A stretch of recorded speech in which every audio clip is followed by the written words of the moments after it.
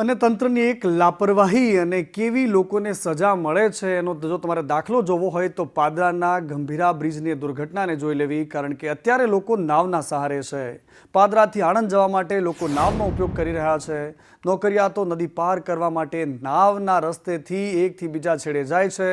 હજારો લોકો ધંધા અને રોજગાર માટે એકથી બીજા છેડે જવા માટે હવે બ્રિજના કારણે અનેક કિલોમીટરો ફરીને આવવું પડે તેવો ધર્મધક્કો થાય છે. એટલા જ માટે હવે જીવના જોખમે પણ નાવના સહારે એકથી બીજી જગ્યા ક્રોસ કરી રહ્યા છે. નોકરી જવા માટે જીવનું જોખમ ખેડી રહ્યા છે આ લોકો, અને આ હવે રોજની પરિસ્થિતિ થઈ ગઈ છે.